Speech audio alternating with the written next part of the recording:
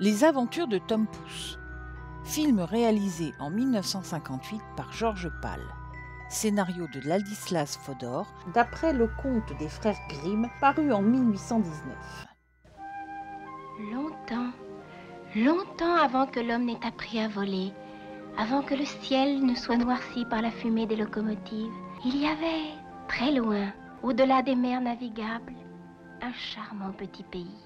Blotti au creux d'un vallon, dans la boucle d'une rivière transparente, se trouvait un village. Et tout autour, recouvrant les collines sur des lieues et des lieues à la ronde, s'étendait majestueuse la grande forêt. Là, dans l'ombre veloutée de ces ramures centenaires, la vie s'écoulait paisiblement. Du moins, jusqu'au moment où notre histoire commence. Il était une fois un bûcheron surnommé l'Intègre qui donnait les premiers coups de hache à un magnifique chêne lorsque la reine de la forêt lui apparaît et lui demande d'épargner l'arbre. En échange, elle exaucera 3 vœux du bûcheron et de sa femme. Mais le couple dépense bêtement ces 3 souhaits pour des vétilles et ne peuvent plus exaucer leur vœu le plus cher, à avoir un enfant. Même pas plus aucun Pouce qui profiterait de cette chambre garnie de jouets qu'ils ont aménagée en espérant en vain. Cependant, au petit matin, un minuscule garçon frappe à leur porte.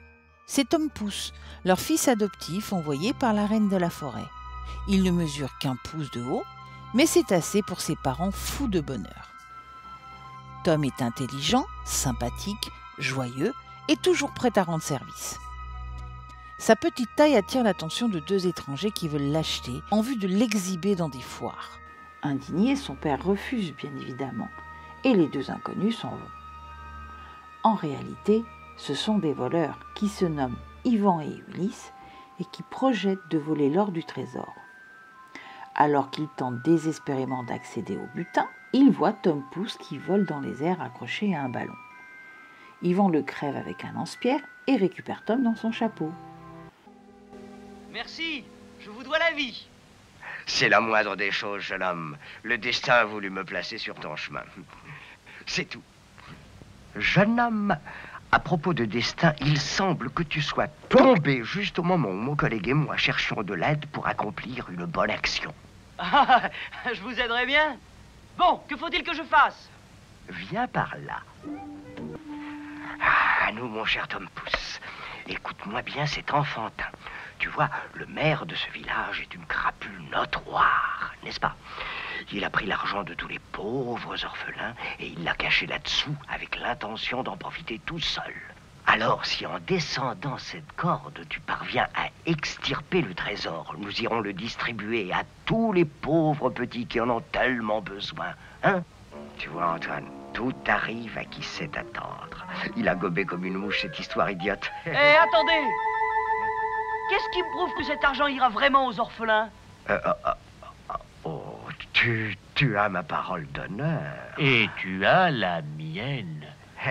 Oh, alors c'est bon, ça ira.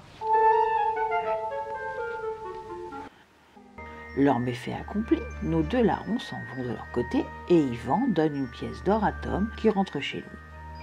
En cours de route, il tombe dans le marais noir. La reine de la forêt le sauve. Ulysse, un ami de Tom, amoureux de la reine, le ramène chez ses parents. Par maladresse, il fait tomber la pièce d'or dans la pâte à gâteau préparée par sa mère. Le lendemain, 3 gendarmes qui recherchent les voleurs du trésor se présentent chez Tom et demandent à ses parents s'ils ont vu des rôdeurs. Anne et Auguste les invitent à déjeuner. En mangeant une part de gâteau, un gendarme croque dans la pièce d'or. Accusés d'être les auteurs du vol, les parents de Tom sont arrêtés et condamnés à être fouettés en place publique. Mais Tom et Ulysse, qui ont réussi à capturer les voleurs, arrivent juste à temps pour les sauver. Tout est bien qui finit bien. Ulysse épouse la reine et Tom trouve une fiancée.